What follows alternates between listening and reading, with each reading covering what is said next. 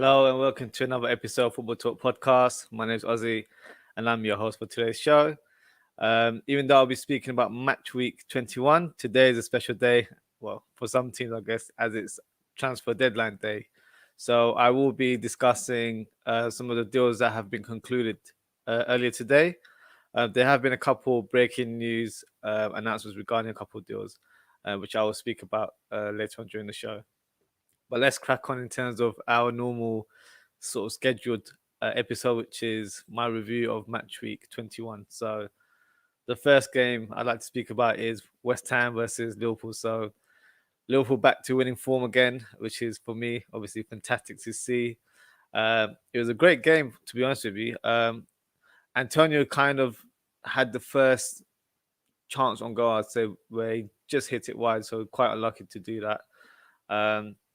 The first goal itself, Jones made a great impact as a sub.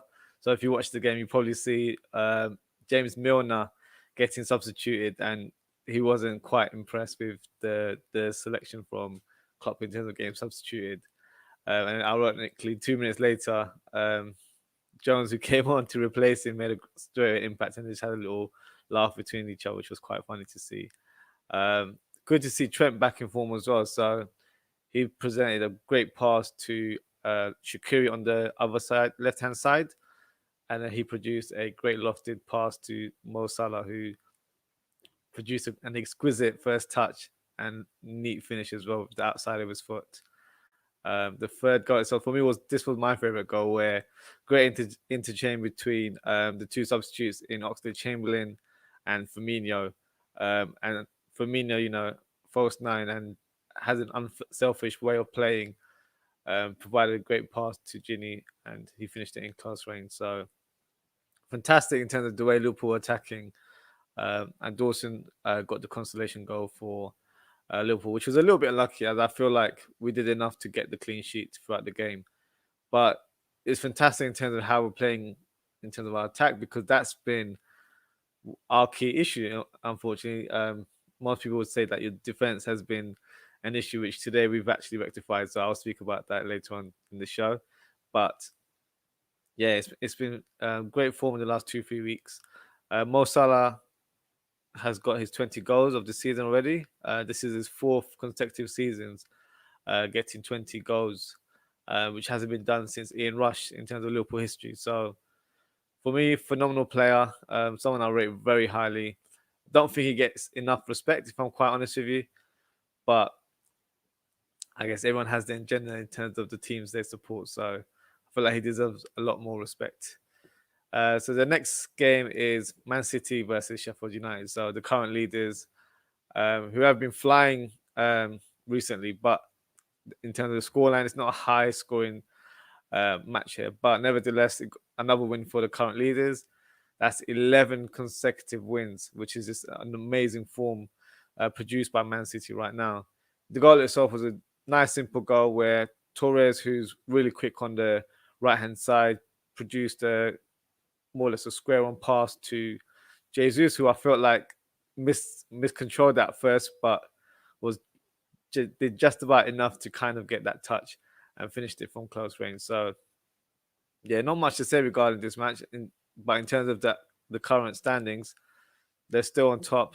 They've got a game in hand as well, so we'll see how their week pans out going forward. So this is probably not the biggest surprise, because I feel like Leeds United are a great team in terms of how they play. But for Leicester, I think it came a bit of a shock where they weren't expecting to lose, as they've been unbeaten in the last 6 games. So credit to Leeds United, who've sort of ruined that unbeaten run for the challenges of the top 4 right now in Leicester City. So the goals itself, some great goals. For me, Bamford was just unstoppable. Amazing the way he played during this game. 2 assists and a goal.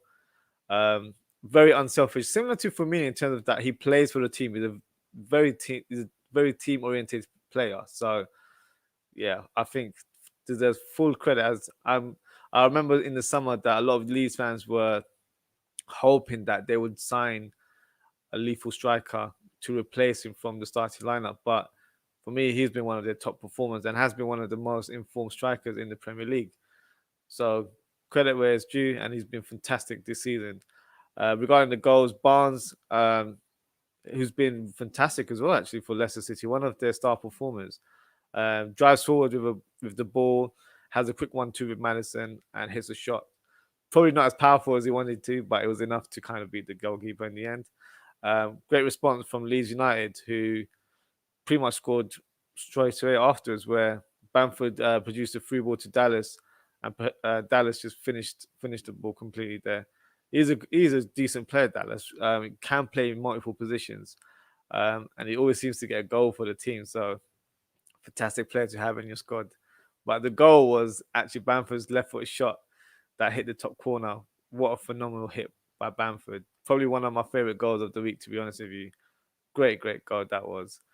And the final goal leads Bamford unselfishly squaring it to Harrison, and pretty similar to how Torres squared it up for Jesus in the Man City game.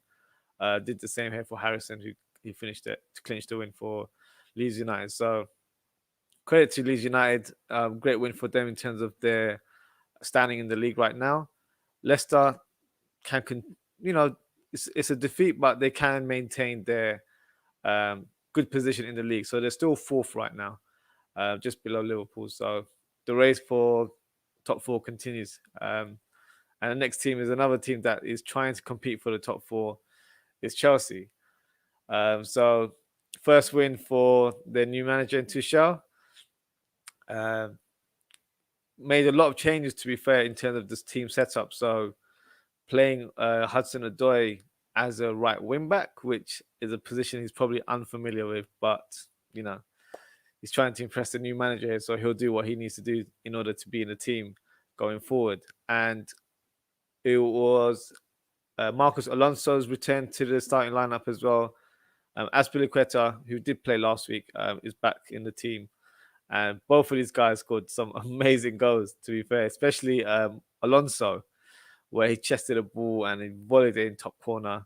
It's the sort of form we were used to seeing when he was playing under Antonio Conte. So good to see him, I guess, back on the score sheet in that aspect. Hudson-Odoi for me was probably the man of the match in terms of the way he was playing, because Burnley just couldn't stop Hudson-Odoi at all. The left back and the left midfielder just couldn't gang up on him, and they just couldn't get around him whatsoever. So he was a constant threat throughout the whole game, and for me, has been producing some great form of recently as well. So good to see him get some games, as he's been in and out of the team, especially under Lampard. So good to see him getting a bit of a chance there as well. But the goal itself, fantastic goals from the fullbacks. Both of them were hit so sweetly. But they've got a tough fixture now. So good win for Tuchel right now, but the next game is a derby game against Tottenham. So speaking of Tottenham, that's the next game I'll cover now. Yes, a bit of a surprise result. This is the surprise result for me, as I would have thought Spurs would have done a bit more to get the win. I know they lost against Liverpool, but they have been in decent form. Not getting as many wins, more draws, but I feel like this was sort of the fixture you were expected to have the points in the bag. So yeah, 2 straight losses for Spurs, and that puts them in 7th position right now, which is 11 points away from top spot. So it was not so long ago that they were top of the league, and now they're slowly drifting away. But the way the league is right now, it is quite congested. So just like how Liverpool have changed their fortunes recently with 2 wins on the bounce, Tottenham can do that going forward as well. But credit to Brighton, it's their first home win in 15 games. The goal itself was a nice pullback pass by Gross, and a neat finish by Trossard, who's probably one of their top performers as well. Provides great width on the left-hand side and contributes to goals and assists as well. So yeah, good win for Brighton. I think it was fully deserved. Spurs just need to keep it going as well in terms of how they're playing. The tactics in the last game, I wasn't impressed by Mourinho, and it's similar to this fixture as well, where I just feel like they weren't aggressive going forward, and unfortunately, this will have an impact in their form going forward this season. So as I mentioned earlier, the next match is against Chelsea, so it's the London derby. So tricky game. I'll probably speak about this more in detail later on in the show. And we've got the game, the match that I labeled as the match of the week last week. Ended up being a ball fest. Not the most entertaining of games, but funny enough, there was a lot of shots for both teams, but they just didn't have that killer instinct, that killer edge where someone like a Cavani, who had a chance late on, could have got the winner. Rashford had a few shots as well. Couple of not bad decisions, but I feel like he was in positions where maybe he could have shot first time and he just had the ball a bit too longer than normal. And then the chance would evade from him after that. So, yeah, it's just been one of those. It was one of those games where it wasn't the most entertaining for the neutral. I feel like it's a good point for Arsenal. United fans might disagree and feel like it's not a good point for them, as they've lost momentum regarding the race for the title right now. A lot of fans were quite jubilant when they were top of the league. Yeah, a lot of United fans are a bit more quiet right now. They're not speaking with their chest at the minute. So it's funny how table turns in that aspect. But look, I think they're still in it regardless. It's just one of those seasons where you are going to get a dip in form here and there. The important thing is just to bounce back. And this will happen to every team in the league, and it has happened. So, so they'll be feeling the pressure right now with Liverpool regaining some form now and breathing behind their neck, where they're only 1 point behind. So great for the neutrals as well, but great bit of excitement in terms of the title race, as last year was pretty much a one-horse race last year. So yeah, overall, I think it was good to see. So I'll share my team of the week. So this is something I always like to do every week, just to get my perspective of certain players that stood out for me. So we've got, let me just remove that banner for you guys. So I've got Martinez in goal. So for me, Martinez, I have to say, he's been one of the top performers in goal in the league this season. So dominant in the way he plays, great shot stopper, but in terms of aerial ability as well, pretty much can't get the ball off him in corners and in set pieces, where he's so quick off his line and he's so physically built as well that he can kind of push defenders and strikers out of the way. So fantastic signing for Villa. Money well spent in that aspect there. Made some crucial saves, 4 saves throughout the game, and kept a clean sheet for his team. So that's why he's in my team of the week there. Alonso. So Alonso has been missing in the Chelsea team, but I probably added him due to the goal. I think it was a fantastic goal. And it's the same with his counterpart on the other side, Azpilicueta, who scored a great goal for me. So that's why I've got both Chelsea defenders in my team of the week. Henderson, for me, another commanding performance from the captain, who's had to be a makeshift defender in the last few weeks. For me, he's slotted into that role very, very easily, to be fair. We've got young defenders in Nathaniel Phillips. Well, he's 23, so I can't really call him young, but as an inexperienced within the team. And you've got Reece Williams, who's just come through the academy.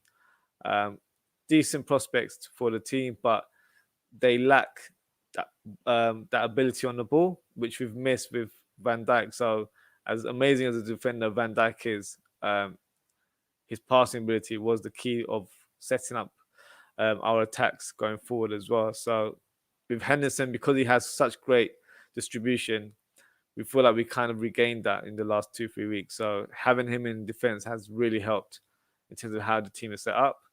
But we've got a couple of new signings, which I'll speak about later. So hopefully they'll push him back in midfield, and hopefully Fabinho might go there as well. So we'll see how that pans out. So my midfield, Mateus Pereira for West Brom, for me, has been their stand-up performer alongside Robinson as well. Great performance over the weekend where he got an assist and a goal. The goal itself was a nice tap-in, quite difficult to get, but he managed to just get in front of the defender and slotted in nicely. So that's why he's in my team of the week there. Eze. So Eze is, as if you watch my episodes, you probably know how how much of a fan I am of Eze. He's a fantastic player. Scored a crucial winner for Crystal Palace over the weekend, just outside the box. Nice finish against the goalkeeper and Patricio. So yeah, fantastic performance from him again. Barkley scored a match winner, more or less. Really scored a great header from a Grealish's cross on the left hand side. And yeah, he's been a great performer for Aston Villa.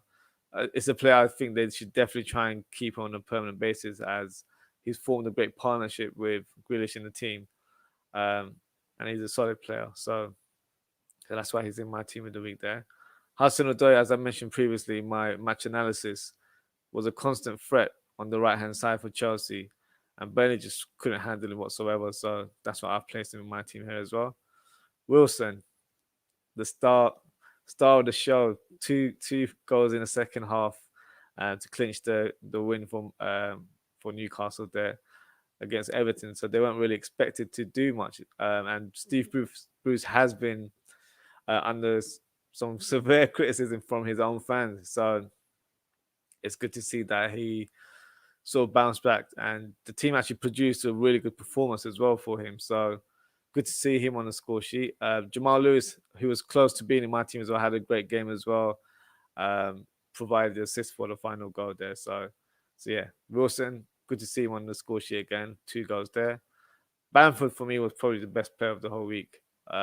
Phenomenal performance from him. 2 assists, 1 goal, and literally just simply starting the show. What can I say? He was just simply amazing. Everything was running through him, and he was helping in terms of defending for the team, but pressing at the same time, and led the attack really well. So great player for Leeds United there. And finally, I've got Mo Salah in the team, the Egyptian king. He's back, 2 goals against West Ham there. Top scorer. He's been top scorer for a while, to be honest with you, but he's extended his lead there with 15 goals this season. So not bad for someone who's been regarded as out of form this season. So yeah, fantastic from the Egyptian king there. So we'll just quickly do our FPL roundup. So how did I perform? I performed better than last week. I got 55 points this week, but still quite behind in terms of challenging for the top spot.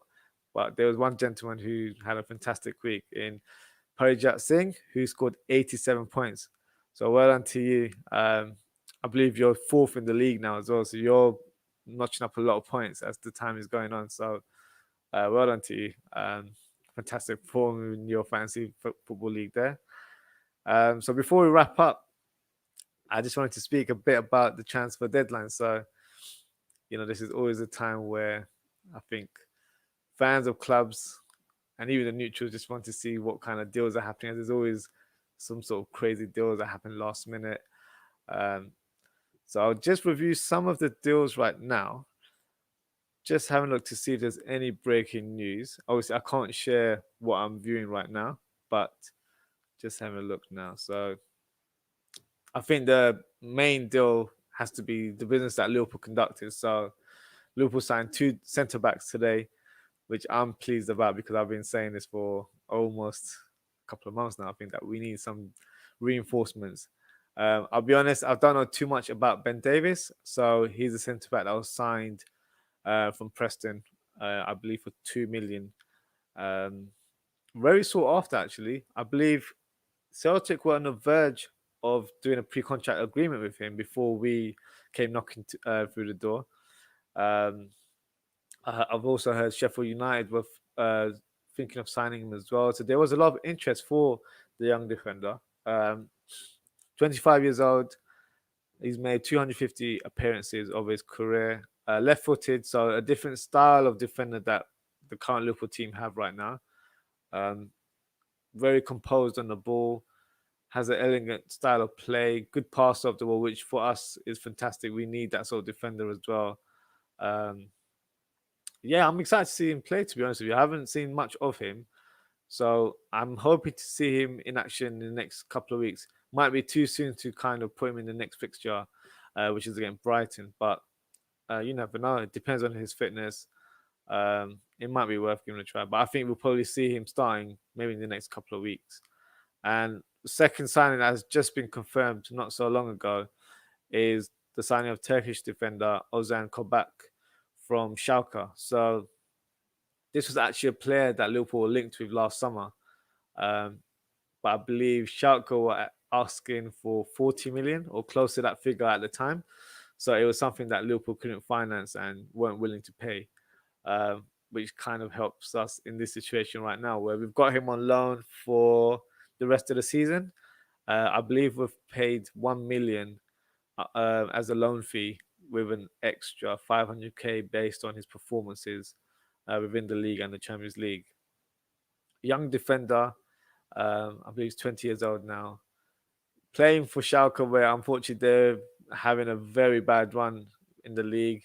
They've only got one win, and they've conceded, I believe, 49 goals. So not a great indication for someone that you're signing, especially if you're the Premier League champions. But he's been highly regarded within the league and has been scouted quite heavily by the club for a couple of years now. So I believe there's been a couple of links within Germany that have recommended Jurgen Klopp regarding Kabak's progress as a player. So for me, it'll just be interesting to see how he plays in the Liverpool setup. I've seen a few matches of him this season. Obviously, if your team's not performing well, you can't really judge him too much based on the actual result.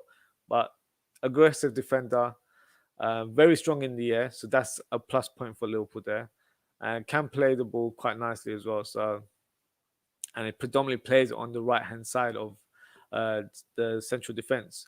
So it would be a good pairing to have Davis and Kabak as a pairing, I would say. As Matip, unfortunately, is injured, and I'm not sure how long he's injured for. And then it'd probably allow Fabinho and Henderson to go back into midfield. But obviously, I think that would be the general progress in weeks to come. I don't think it'll happen straight away. But yeah, I'm pleased with the business. To be fair, there was another player that we were linked with, Kaleta, who's a Croatian defender from Marseille. So I've been aware of him since last year. A couple of people on Twitter told me about him as we were linked to him last summer as well. He looks quite impressive in terms of his passing ability. Pings the ball really nicely. Similar kind of style to Van Dijk. I believe we were in discussions with the club, but they wanted to sign a replacement, and unfortunately, it wasn't to be. But maybe he's a signing for the summer, so you never know. We'll see how that pans out for him. But yeah, I'll be honest with you, I'm happy with the signing of two centre backs. I didn't see it happening. I wasn't optimistic about it. So for me, it's just good to get some fresh faces into the club, and hopefully they make a difference for us. Definitely see us challenging for the title. I wouldn't go outright and say, "Yep, we're going to win the league," but I definitely think we'll be pushing Man City right to the end. So we'll see. We'll see how our season pans out there. So with regards to Schalke, so one of the conditions was before the deal was complete was that they wanted a replacement straight away. So their replacement was someone that we're all familiar with, is Mustafi. So Mustafi signed for Schalke from Arsenal. I'll be honest, I'm quite relieved that Liverpool didn't end up signing, because I did say, I'd reluctantly be pleased if he had joined the club, but it wasn't a signing that I really wanted. So I'm glad that he's signed for Schalke and he's gone back to Germany as well. I think, to be fair, I think Arsenal fans are probably the most happiest right now regarding this deal. So, but yeah, fantastic move for him, I guess, during his latter stages of his career. There has been some rumors right now, so I'm not sure if this is official, but I believe I will confirm this later on show, but I believe Southampton are either close or have in principle agreed a deal to sign Taki Minamino from Liverpool. For me, this comes as a bit of a surprise. Well, I think Liverpool fans have probably noticed that he hasn't played for a while, since actually the goal he scored against Crystal Palace in our 7-0 win. And for some reason, we're not actually sure as to why he hasn't played. Maybe there's been rumours that he's not training as well, and Klopp hasn't been impressed in terms of how he's performed in training, so therefore he's not been given a chance. But I'll be honest with you, I would prefer to have played him in the team over Origi. Origi, I believe, has had too many chances to play for the team, and for me, he just never delivers. Obviously, he's a cult hero in terms of what he did for us a couple of years ago, but that's we'll always be grateful for those moments. But I think it's time for him to move on, and for the club to get another attacker in the summer, hopefully. So I'm a little bit disappointed to see him leave on loan. The benefit is that it's on loan, so he'll go to Southampton where he'll play under a manager who has a similar philosophy to Klopp. So maybe playing for a team where he'll get more minutes will help his development and he might return back as a better player.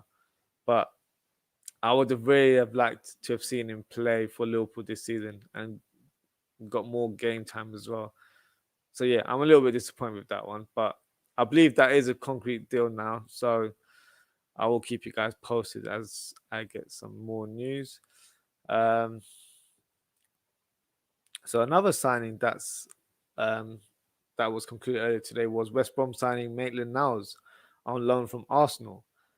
So I was quite surprised. So when they announced the deal, apparently the Maitland-Niles has an emphasis on playing more as a centre midfielder, which I didn't know that was a position he desired to play. So that's why he's seeking more first team opportunities elsewhere. He was linked with Leicester City and Southampton, which would have been probably better clubs to have joined. But obviously, the way the current league standings are, I guess they're rivals to Arsenal's quest for challenging top six right now. So,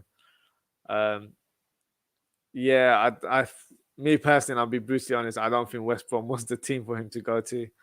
I think playing under Allardyce wouldn't sort of suit his skill set. But if he's promised minutes, I guess, there's no harm done there. But I don't think that was the right club for him and for his own personal development as well.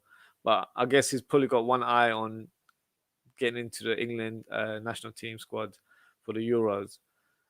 So yeah, I can't discourage him on that. But yeah, if I was to advise him, I probably would have said no, just stay at Arsenal. You might get some game time there, but we'll see how his season pans out for him.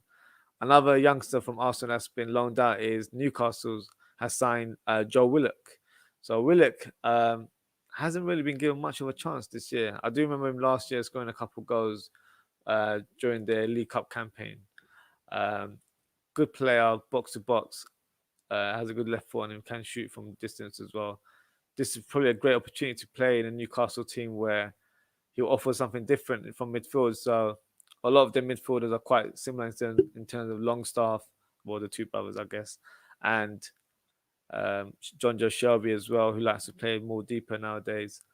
So he'll offer a more box-to-box kind of option for them where they'll get more goals from midfield as the setup is quite compact and defensive. So he might be a good source to have in terms of counter-attacks for the team.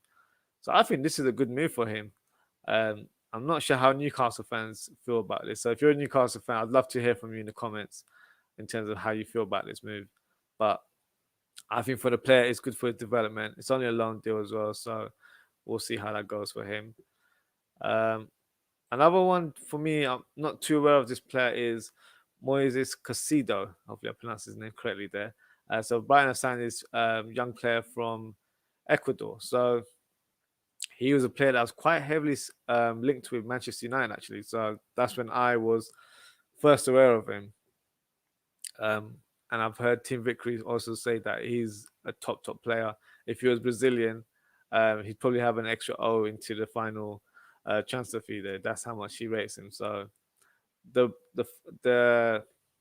issue, not the issue as such, but for him, it's more to do with how he settles into the Premier League and showcases his talent, where the talent isn't in question.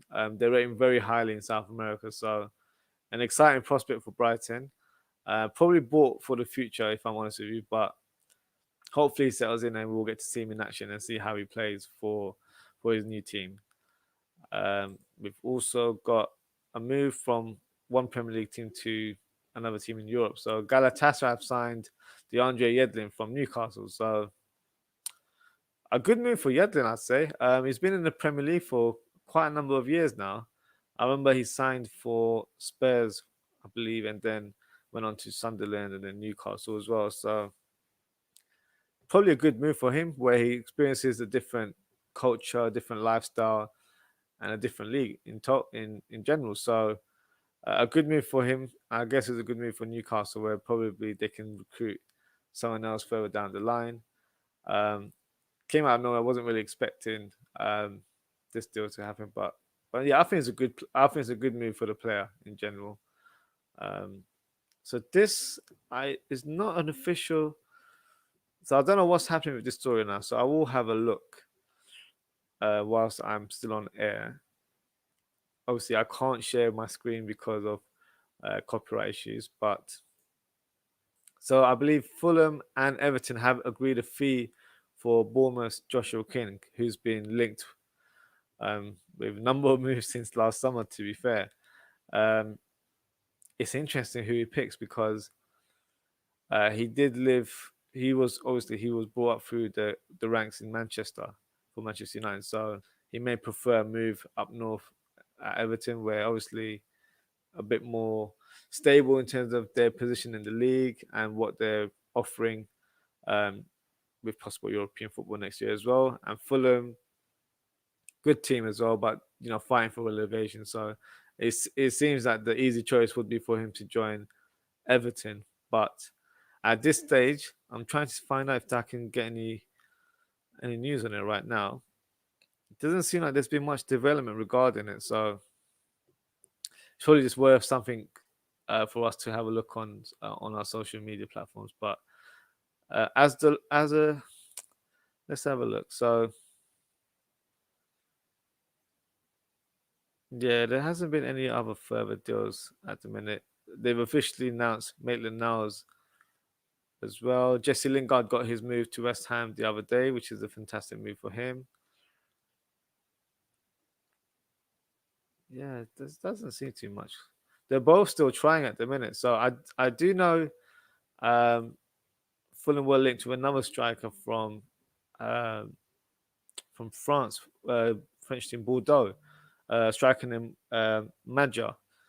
But I think that was supposed to be a loan deal, but I'm not sure if it's been concluded now. So yeah, it's a bit of a weird one to be fair.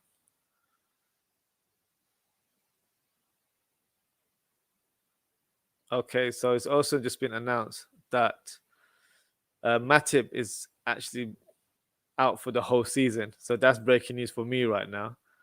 He will miss the remainder of the season as he's got a ankle ligament injury. So signing two defenders was probably fantastic in hindsight. Too thin. I might sound a bit greedy now. Maybe we should have got a third defender if he's out for the season because as much as I rate Matip, I don't think he'll be at the club next season. Not due to his ability, because when he's fit, I feel like he can be a top defender. And whenever he was fit, especially our campaign in the Champions League alongside Van Dijk, he was fantastic. He's just been very unlucky with injuries. Unfortunately, his body can't cope with the type of training that um, Klopp implements uh, for the team, and his body just can't handle it, unfortunately. So I can see him probably leaving in the summer, and we'll probably see another defender coming in.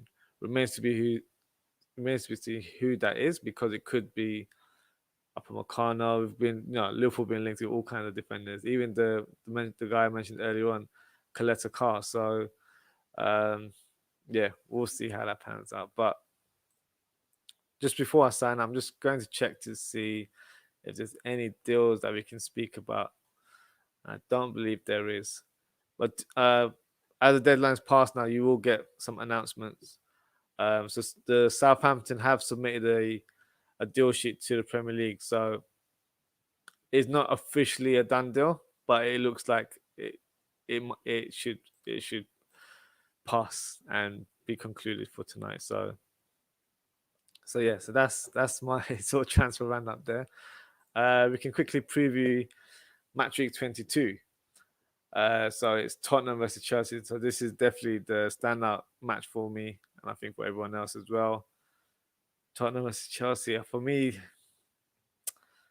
Chelsea have just picked up form, and obviously with a new manager as well, they're probably trying to impress Tuchel and trying to cement their place in the team.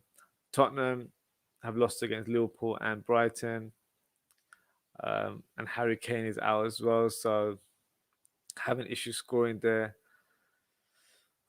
I'd probably give it a 2-1 to Chelsea. I think they might just nick it. But it will be an interesting encounter. I feel like both teams have kind of slipped off in terms of their form and their positioning in the league. So they will need to try and gain some momentum as we're approaching February now. So,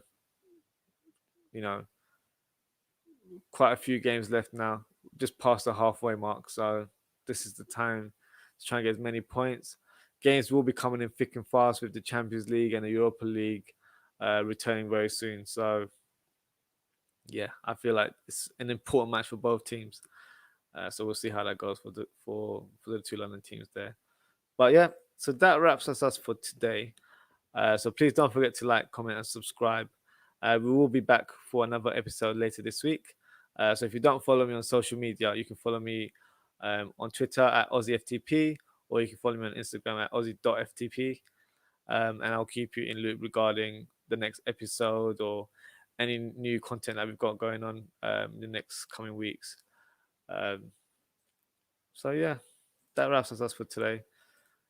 Thank you for tuning in. I know it's a very late one today, so really appreciate everyone tuning in and showing their support. And we shall be back this week later on. So take care. Thank you, guys.